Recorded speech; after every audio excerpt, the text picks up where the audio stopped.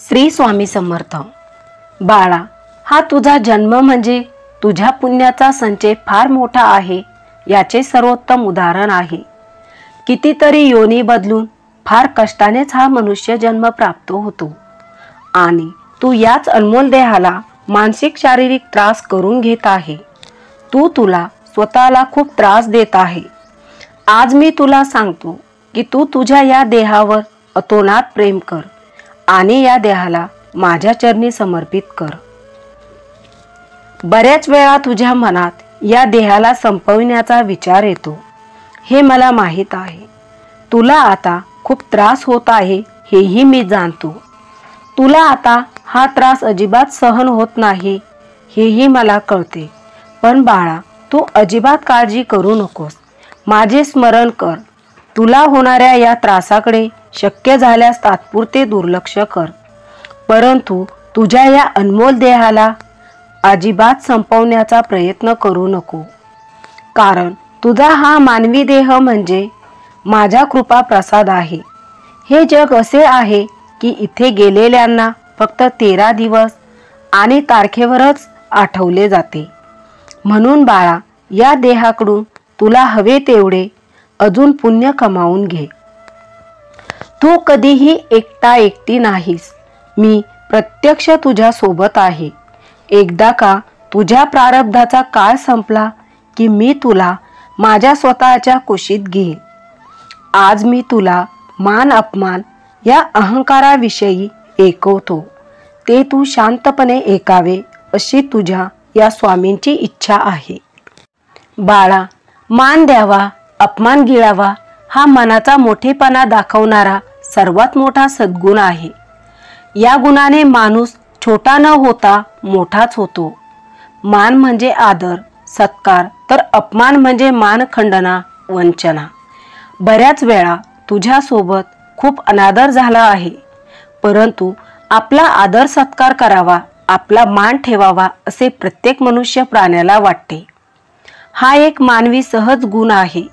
पण कोणी आपला आदर करावा, आपल्याला मान द्यावा, आपण असे वागायलाही हवे, तसे आपले वर्तन असायलाही हवे। उगवत्या सूर्याला दंडवत का घातला जातो? कारण तो आपल्याला जीवन देतो।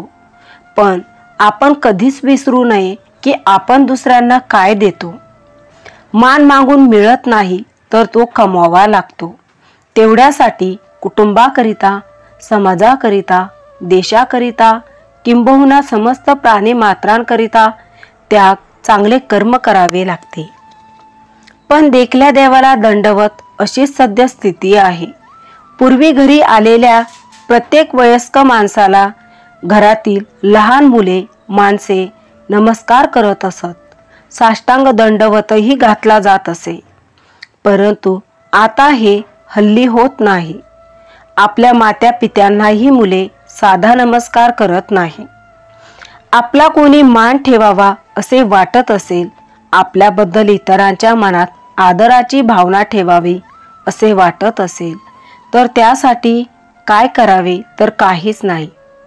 फक्त आपले वर्तन हे शुद्ध ठेवावे, आपली वागणूक चांगली ठेवावे, आपल्यामध्ये नम्रता हवी, बोलण्यात माधुर्य आणावे आणि सर्वात महत्त्वाचे म्हणजे जे काम आपण करत आहोत त्या कामाशी प्रामाणिक असावे। विश्वासातूनच आदर निर्माण होतो।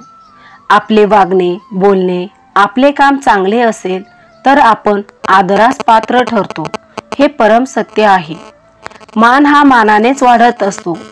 आपण समोरच्याचा आदर केला तर तोही आपला आदर करतो। मानाने केवळ आपली सामाजिक उन्नती होत नसते, तर मानसिक उन्नतीही होत असते।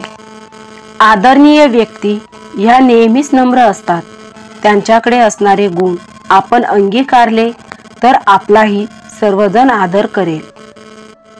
बाळा, अपमान हा जीव घेणा असतो, हे परम सत्य आहे। अशाच अपमानातून घडलेल्या भयंकर घटनांनी इतिहास भरलेला आहे, हे तर आपल्या सर्वांना माहीत आहे।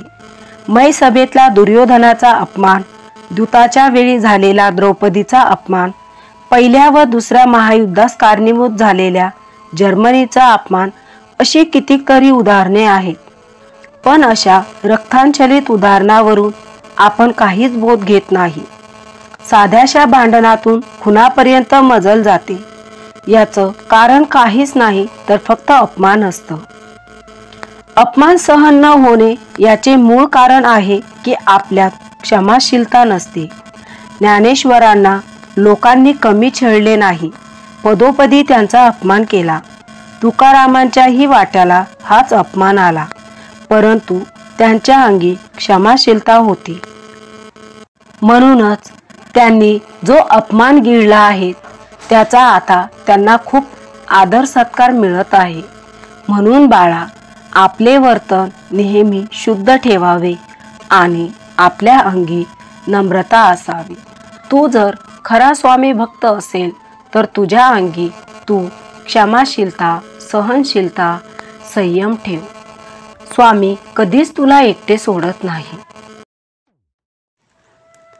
माझ्या प्रिय दूता, हा तुझ्यासोबत होणारा दैवी सुसंवाद पूर्ण ऐकल्यास धन्यवाद. एक लक्षात ठेवा, गुरूंचे नामस्मरण हे या प्रापंचिक समस्यावरील खूप प्रभावी औषध आहे. श्री स्वामी समर्थ.